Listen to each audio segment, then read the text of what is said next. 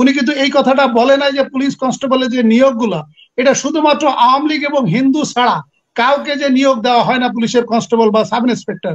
Even final result declaration করার আগে police verification পাঠিয়ে সে বিএনপি বা জামাত বা অন্য দলের সমর্থক কিনা বা তার আত্মীয় স্বজন অন্য দলের সমর্থক কিনা এটা যাচাই বাছাই করে ফাইনাল রেজাল্ট দেওয়া হয়। এই কথাটা উনি অবশ্য বলেন নাই।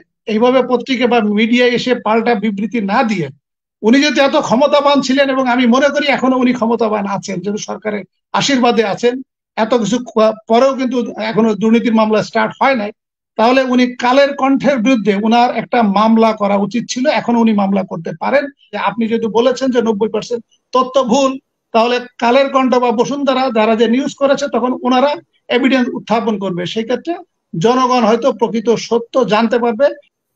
যে আপনাকে বললেন যে আমাদের যে সাবেক আইজিপি বেনজির সাহেবের যে বিষয়টা, হ্যাঁ আমি ওনার ভিডিওটা আমি দেখেছি, ওনার পাল্টা বিবৃতি আমি শুনেছি। উনি অনেকগুলো বিষয়ের অবতারণা করেছেন। এখন যেহেতু আপনার সময় কম, আমি জাস্ট ওই যে মোটা দাগে আমি ওনার কয়েকটা বিষয় আমি বলছি। যেমন ওনার বিষয়ে যে দুর্নীতির বিষয়ে যেটা বলা হয়েছিল, ওখানে সোনালী ব্যাংক থেকে উনি উনি উনি লোন নিয়ে উনি টাকা বিদেশে পাচার করেছে, এই ধরনের একটা পত্রিকায় নিউজ এসেছিল, এটা উনি ব্যাখ্যা করেছেন। উনি বলেছেন যে 2014 সালে ওনার স্ত্রী ওনার স্ত্রী বা সহধর্মিনী 2014 সালে উনি বিজনেস স্টার্ট করে। ওনাদের যে পারিবারিক ব্যবসা, সে পারিবারিক ব্যবসা থেকে সোনালী ব্যাংক থেকে লোন নিয়ে উনি 2014 সালে ব্যবসা স্টার্ট করেছে, এটা উনি বলেছেন। যদিও আমাদের the government servant contract rules 1979 বা সরকারি চাকরি আচরণ বিধিমালা 1979-তে বলা আছে, সরকারি কর্মকর্তাদের স্ত্রীগণ বা ছেলে মেয়ে যদি ব্যবসা বাণিজ্য করতে হয়, তাহলে ওনার যেখানে পোস্টিং এরিয়া সেখানে কিন্তু অনুমোদন লাগে। যেহেতু গোপালগঞ্জে তারা ব্যবসা স্টার্ট করেছে, এটা তার পোস্টিং এরিয়া না। বাট উনি যেহেতু গত 15 বছর ধরে মানে অতি ইম্পর্টেন্ট পজিশনে উনি কর্মরত ছিলেন, উনি ঢাকা মেট্রোপলিটনের পুলিশ কমিশনার, উনি ঢাকা রেঞ্জের ডিআইজি, উনি পুলিশ হেডকোয়ার্টার্সে ডিআইজি অ্যাডমিন, উনি ডিজি র্যাব, উনি আইজিপি ছিলেন। তো সম্ভবত উনি যেটা বলেছেন 2014 সালে ওনার সহধর্মিনী ব্যবসা স্টার্ট করেছেন পারিবারিক বিজনেস, তাহলে 2014 সালে উনি কিন্তু ডিএমপির কমিশনার ছিলেন, যেটা অতি গুরুত্বপূর্ণ, পুলিশের আইজিপির পরে এটি গুরুত্বপূর্ণ একটা পদ। এই ক্ষেত্রে ওনার আসলে সরকারের কাছ থেকে একটা অনুমোদন নিয়ে নেওয়া উচিত ছিল যে আমি যেহেতু সরকারের একটা গুরুত্বপূর্ণ পদে আছি, তাহলে আমার স্ত্রী আমাদের পারিবারিক ব্যবসা করতে চায়, মৎস্য বিজনেস করতে চায়, এটা এটা উনি করতে চায়, তাহলে গভর্নমেন্টের থেকে একটা অনুমোদন নিয়ে নিলে হয়তো উনার এই যে ব্যাখ্যাটা হয়তো আরো বেশি যুক্তিসঙ্গত হতো। আর আরেকটা যে কথাটা উনি বলেছেন যে 2014 সালের পর থেকে ওনারা মৎস্য বিজনেস করার পরে ওনারা মানে ওনার ওয়াইফের এই বিজনেস থেকে ওনারা মানে ওনার ওয়াইফ একজন হাইয়েস্ট করদাতা হিসেবে স্বীকৃতি পেয়েছে। তার মানে হাইয়েস্ট করদাতা হিসেবে স্বীকৃতি পাওয়া মানে তার বিজনেসের ভলিউম কিন্তু অনেক বড়। তো তাহলে এই ধরনের একটা পদস্থ কর্মকর্তা হিসেবে উনি ডিএমপির কমিশনার, ডিজি র্যাব, আইজিপি থাকা অবস্থায় ওনার ওয়াইফ যে বিজনেস করলেন, এটা একটা নীতি নৈতিকতার প্রশ্ন ছিল। সরকারি চাকরি আচরণ বিধিমালা 1979 অনুসারে ওনার গোপালগঞ্জের ব্যবসার জন্য যদি বাধ্যবাধকতা না থাকলেও নীতি নৈতিকতার কারণে ওনার অনুমোদন নিয়ে নেওয়া উচিত ছিল। আর আরেকটা যে বিষয় উনি বলেছেন, ওনার ওই সেন্ট মার্টিন বা আদার যে বিষয়ে ওনার যে সমস্ত সম্পদের বিষয় যেটা বলেছে, উনি এটা খণ্ডন করার চেষ্টা করেছে। যেহেতু আমার সময় কম, আমি অত ডিটেলসে চাচ্ছি না। বাট উনি একটা জিনিস যেটা বলেছেন, একজন সাবেক পুলিশ কর্মকর্তা হিসেবে আমি বলতে চাচ্ছি, উনি যেটা বলেছে যে ওনার আইজিপি থাকা অবস্থায় পুলিশের রিক্রুটমেন্ট এবং প্রমোশনের বিষয়ে একটা সিস্টেমে আনা হয়েছে, এবং আগে যে একটা অনিয়মের মাধ্যমে এই আমাদের পুলিশের যে পদোন্নতি এবং রিক্রুটমেন্ট হতো, এটি একটা সিস্টেমে আনা হয়েছে। এই কথাটা সত্য, আংশিক সত্য, যে এটা একটা সিস্টেমে আনা হয়েছে, একটা নিয়মে আনা হয়েছে। কিন্তু উনি উনি উনি পয়সার এক পিঠের কথা বলেছে, আরেক পিঠের কথা বলেন নাই।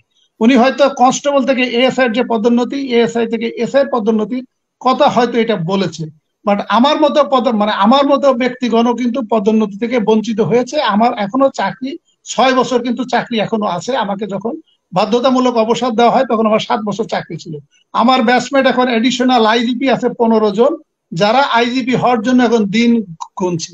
কিন্তু আমার কিন্তু তার আগেই কিন্তু 7 বছর আগে আমাকে বাধ্যতামূলক অবসর দেওয়া হয়েছে। এবং আমার মতো অসংখ্য পুলিশ কর্মকর্তা যাদেরকে নিয়ম নীতির বাইরে থেকে পদোন্নতি দেওয়া হয় নাই, এবং তাদেরকে একই পদ থেকে অনেককেই অনেককেই কিন্তু অবসর নিতে মানে নিতে নেওয়া হয়েছে। এই বিষয়গুলো কিন্তু বেনজির সাহেব আনে নাই।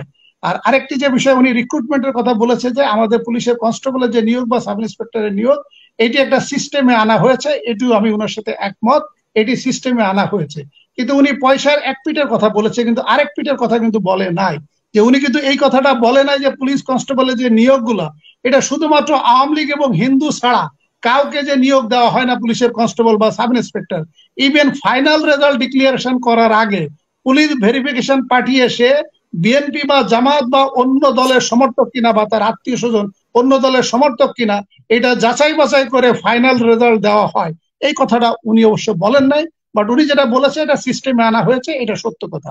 কিন্তু এই কথাটা বলে নাই যে হ্যাঁ সিস্টেমে আনা হয়েছে সঠিক, কিন্তু সেখানে সেখানে আওয়ামী লীগ এবং হিন্দু ছাড়া আর কেউ পুলিশের কনস্টেবল বা সাব ইন্সপেক্টরে গত 15 বছরে নিয়োগ পায় নাই। এই কথাটা উনি বলে নেন। ফাইনালি আমি যে কথাটা বলতে চাচ্ছি, উনি আমার একজন সাবেক আমার সহকর্মী, উনি পুলিশের আইজিপি ছিলেন।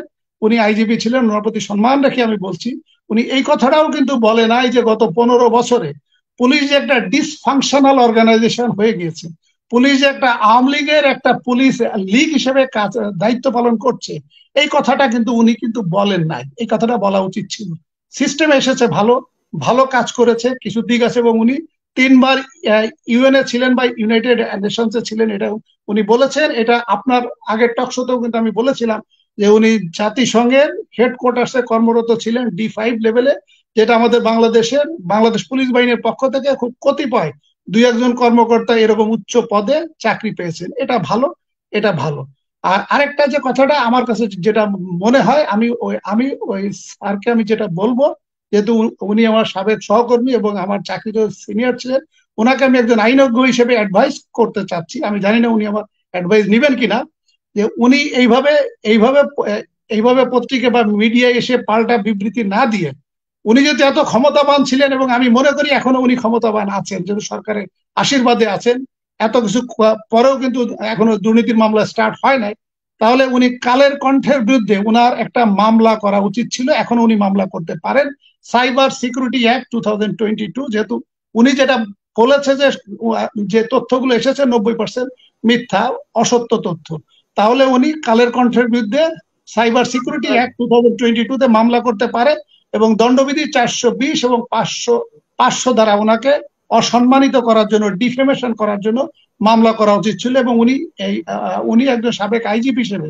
ওনার এইখানে এসে সোশ্যাল মিডিয়াতে এইভাবে পাল্টা বিবৃতি না দিয়ে, উনি যদি মনে করেন যে ওনার কথাবার্তা 90% পত্রিকা বা কালের কণ্ঠ বা বসুন্ধরা ওনার বিরুদ্ধে মিথ্যা বা অসত্য বিবৃতি দিয়েছে, তাহলে ওনার মামলা রুজু করা উচিত ছিল। এবং এখনো ওনার সময় আছে।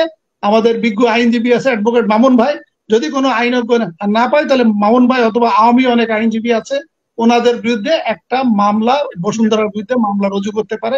সেই ক্ষেত্রে যখন আদালতে বিষয়টা আসবে, তখন আদালতে ওনার কাছে জানতে চাবে যে আপনি যদি বলেছেন যে 90% তথ্য ভুল, তাহলে কালের কণ্ঠ বা বসুন্ধরা যারা যে নিউজ করেছে, তখন ওনারা এভিডেন্স উত্থাপন করবে। সেই ক্ষেত্রে জনগণ হয়তো প্রকৃত সত্য জানতে পারবে। এবং আমি ধরে নিচ্ছি যে আমাদের বেনজির সাহেব, ডক্টর বেনজির আহমেদ, আমার সাবেক সাবেক পুলিশের আইজিপি, ওনার কথা সত্য হয়, তাহলে আমার বুকটা গর্বে ভরে যাবে, এবং আমার পুলিশের 2 লক্ষ পুলিশ বাহিনী সবাই আমরা গর্ববোধ করব যে না, আমাদের স্যার যে কথাগুলো বলেছে কথাগুলো সত্য, কালের কণ্ঠ বা বসুন্ধরা যে কথা বলেছে কথাটি সত্য না। আরেকটি কথা বলে শেষ করছি, উনি আবার আরেকটি কথা বলেছে, যদি এইভাবে যেটা আমি ওনার সাথে একমত, ওনাকে বলেছে যে এই ধরনের সৎ কর্মকর্তাদেরকে, এফিসিয়েন্ট কর্মকর্তাদেরকে যদি অবমাননা করা হয়, হেয় করা হয়, তাহলে ভবিষ্যতে আর কোনো সৎ কর্মকর্তা কাজ করতে উৎসাহ বোধ করবে না, ভবিষ্যতে কোনো এফিসিয়েন্ট কর্মকর্তা পাওয়া যাবে না। এই কথাটা উনি বলেছে। এই জন্য আমি উনাকে আবারও উদাত্ত আহ্বান জানাচ্ছি, স্যার আপনি এটা মামলা রুজু করেন, করে এটা আদালতের মাধ্যমে প্রমাণ করেন যে আপনি যে কথাগুলো বলেছেন কথাগুলো সত্য, তাহলে আমাদের যারা সৎ কর্মকর্তা আছে এবং যারা এফিসিয়েন্ট কর্মকর্তা আছে, তাহলে আমরাও কাজ করতে আগ্রহ পাবো। যেহেতু আমার এখনো চাকরি 6-7 বছর আছে, আমি এখনো আশা করি এই সরকার পরিবর্তন হবে এবং আমি আবার চাকরিতে ব্যাক করব। আমি উনার আদর্শে উদ্বুদ্ধ হয়ে, যদি উনার এই কথাগুলো সত্য হয়ে থাকে, তাহলে উনি যেভাবে কাজ করেছে আমিও এইভাবে, আমি বা আমরা সবাই এইভাবে কাজ করতে চাই। ধন্যবাদ।